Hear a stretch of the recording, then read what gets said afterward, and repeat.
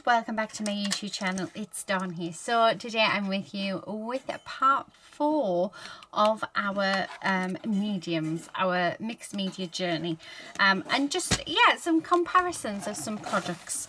So today we're doing watercolor products. So I've got some paper here. So this is Faber-Castell watercolor paper, and would you believe it, I bought this from Harrods when I was in London. So it is just A4. It's 140 GSM, and it is there's 40 sheets in here. So I think I got it for about £7, which I didn't think was bad at all. So I'm trying to find somewhere to put it. Here I've got 4 different products that all more or less do the same. So we have the 13 Art watercolor metallic powders. We've got the 13 Art watercolor powder.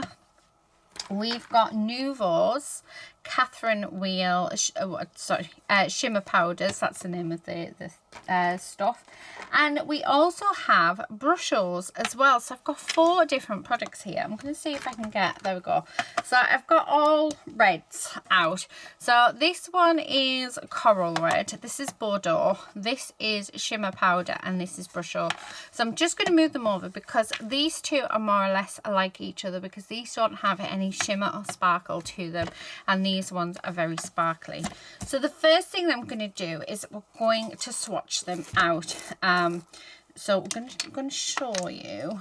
Let me just grab my water. Okay. And I'm just going to pop some water on my watercolor card. And I'm actually going to put water on both sides, and you'll see why in a minute, because my paper is what do you call it, curling, whereas if you put water on both sides it doesn't curl. So let's go. Right, we are getting some colour on this, I'm afraid, just off my mat. So obviously I haven't cleaned my mat as well as I thought I had, but yeah. Right, okay, so that's much better. So that's nice and soaked, which is what we're wanting. Okay, so I just move that over, and then what I'm going to do is I'm just going to get my palette knife. I'm going to take a little bit of this and just pop it in that corner. So there's that one. Then we're going to grab the Nuvo one, and this is Catherine Wheel, and I'm just going to pop that on there. So you can sort of see straight away how these powders are reacting and how they are very much the same. Do the same with this one. So pop some of the powder on, and then I'm going to do the same with this one, like so. And you can see how all 4 products, even though they're completely different makes, well, 2 of them are the same make, but even though they're different makes, they are all reacting exactly the same. And that's because they are watercolor based. And yeah, look at that. Look at those colors. And they're just gorgeous. So the difference between the 4 of them really isn't much. These 2 are your plain colours, so these don't have any shimmer in at all, so there's no shimmer there. And what I'm going to do is I'm just going to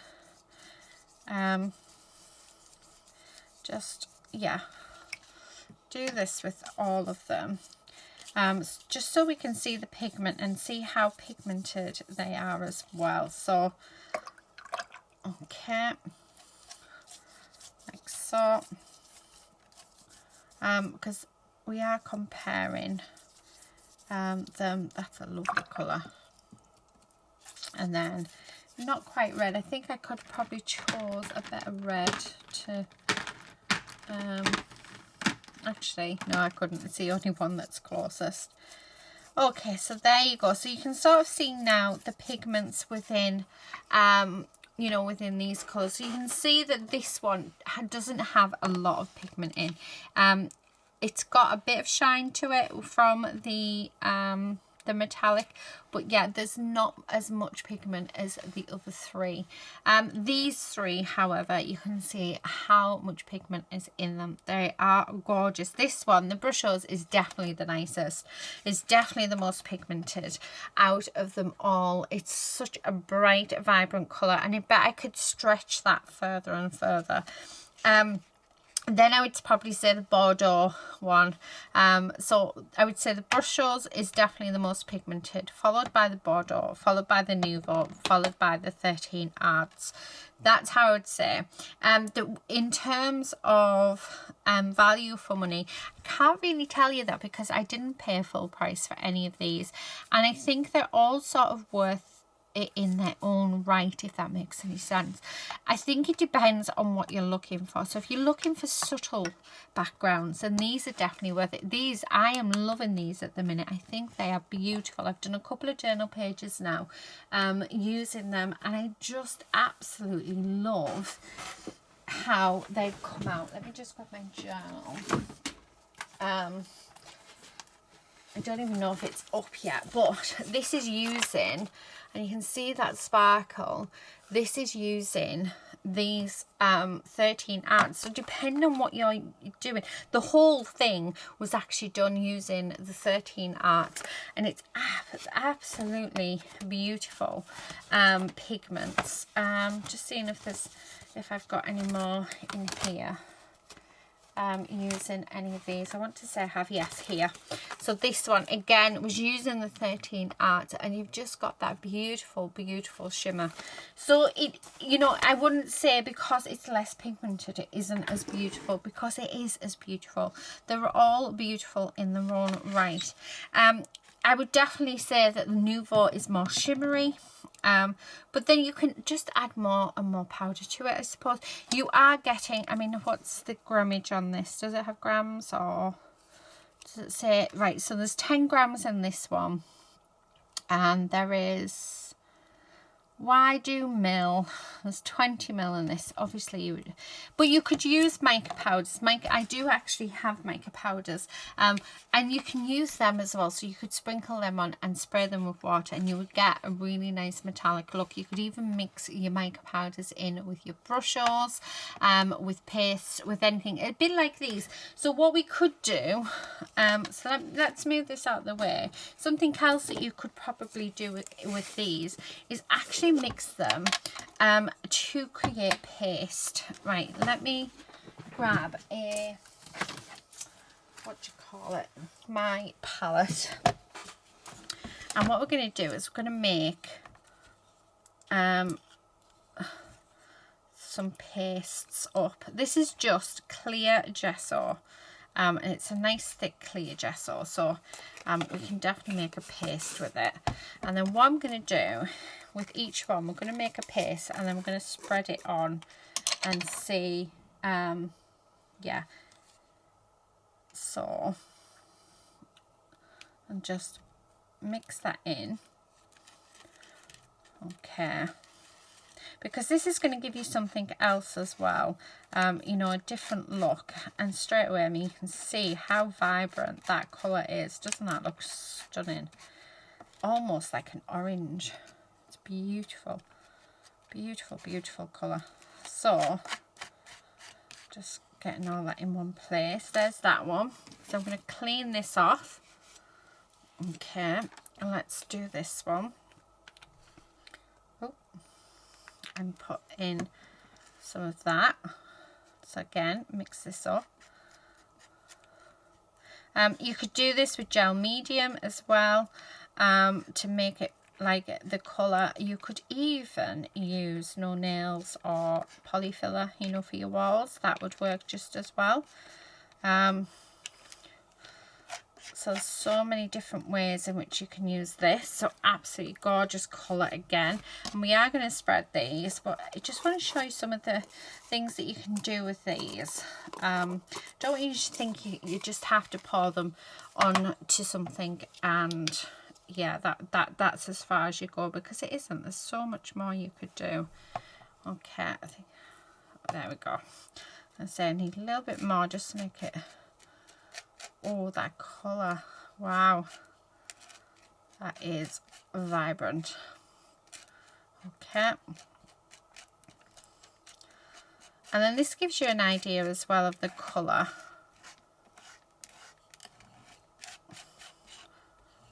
Oh, absolutely beautiful colour. And then the last one is our brushes. So let's put plenty on. Although I have a feeling we're not going to need as much on with these brushes because the pigment in them is amazing. Okay, so again, I'm just going to mix that in. Wow, that is stunning colour. Okay. Right, so now that those are done, what I'm going to do is I'm just going to move this out of the way. Put my pin back in there. And I'm going to bring in just some cardstock and yeah, let's just pop this on. So, and just spread this out. Just like so. And we're just doing this so that we can, oh, wow, isn't that colour just gorgeous?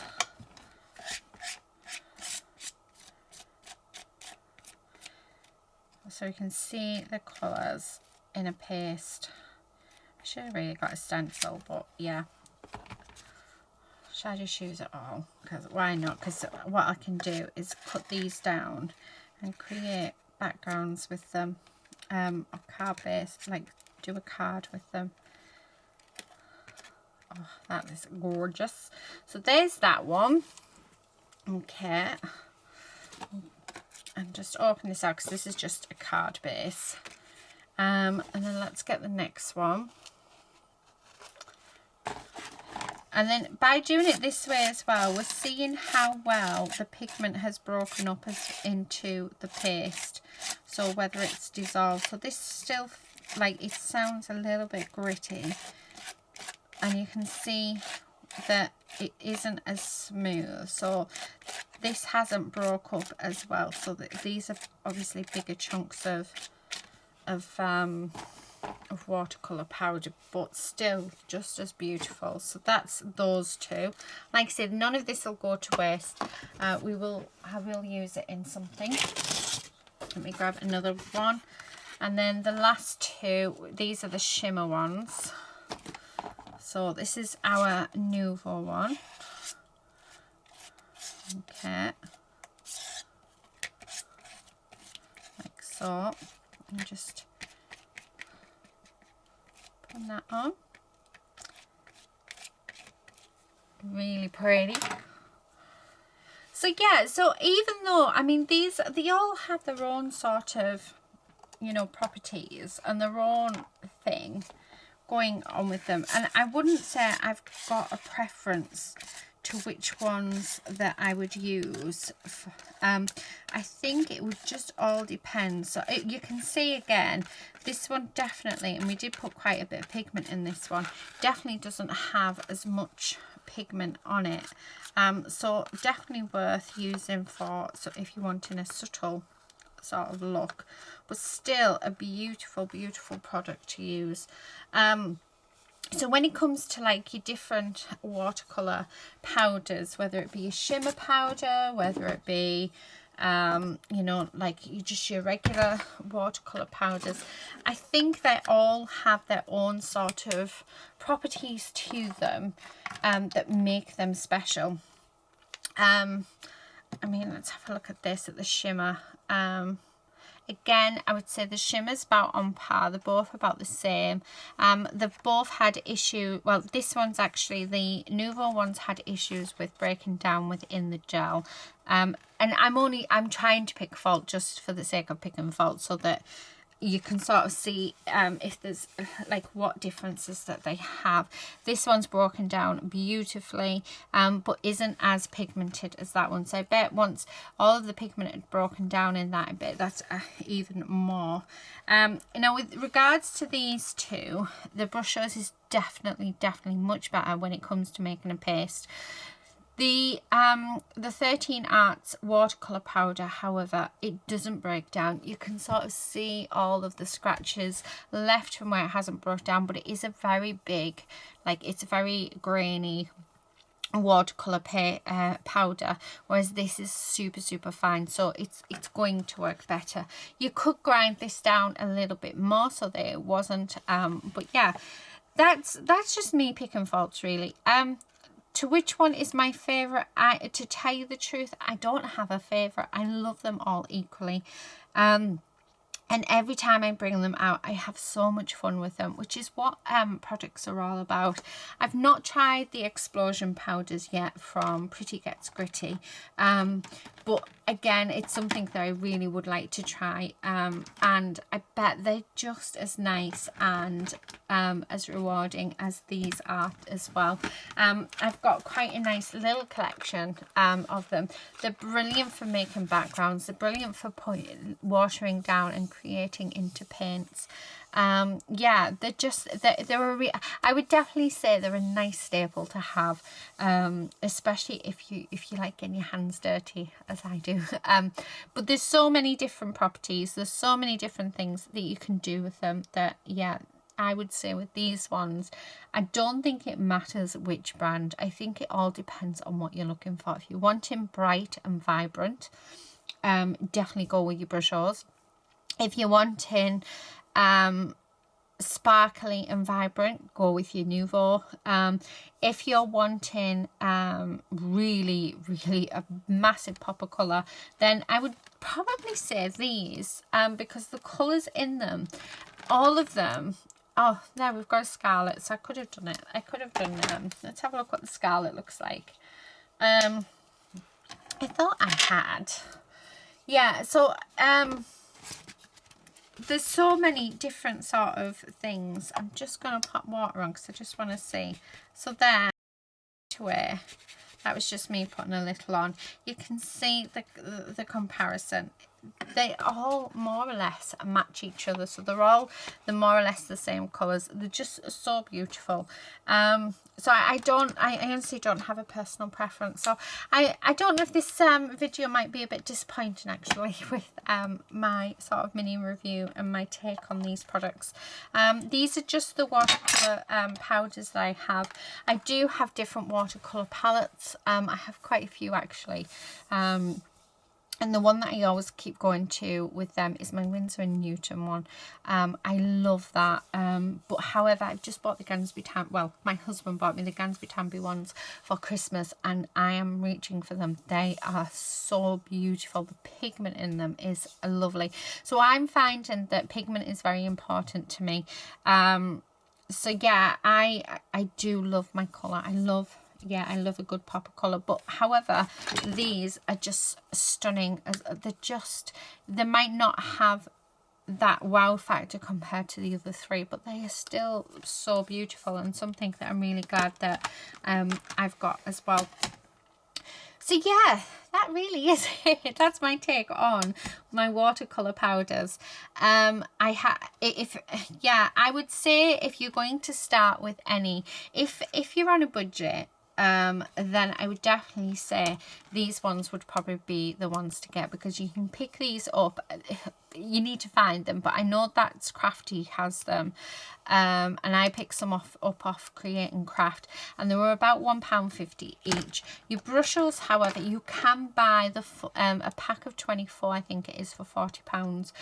So you would you wouldn't need to buy any more. So maybe the Brushels would be the ones that I would recommend for a beginner. So yeah, Brushels I think first, and for the shimmery ones, because they're super easy to get hold of, is the Nuvo. So I would probably go with Brushels and then the Nuvo, just because 13 Arts is super hard to get hold of. So those are the two. So these two are the ones that I would say maybe start off with, because you can always get them.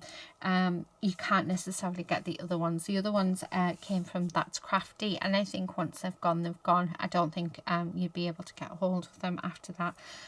So yeah, so that's it really. Hope you've enjoyed this video. I will be back again in part 5 where we're going to be looking at texture pastes and what you can do with them. So yeah, that is it for today, guys. Thank you ever so much for watching. Leave your comments down below, and also if there's anything that I've missed as with the previous videos, please leave it in the comment section, just so that other viewers can view that, and let me know if you have any of these products and what your preference is, because I think it's nice for other people to see that, you know, this is just my opinions, this is what I think, this isn't, you know, this isn't you have to go by this, it's not that at all. This literally is yeah, these are my opinions and what I think of these products, and I love all 4 of them, so I don't have a preference. I'm sorry to say, but I do love them, and I think, you know, there is downsides to a few of them, there's upsides to a couple of them. So yeah, there's just, you've just got to experiment. That's the thing, experiment, and that will get you everywhere. Well, that's it for today, guys. Thank you so much for watching, and until next time, happy crafting. Bye.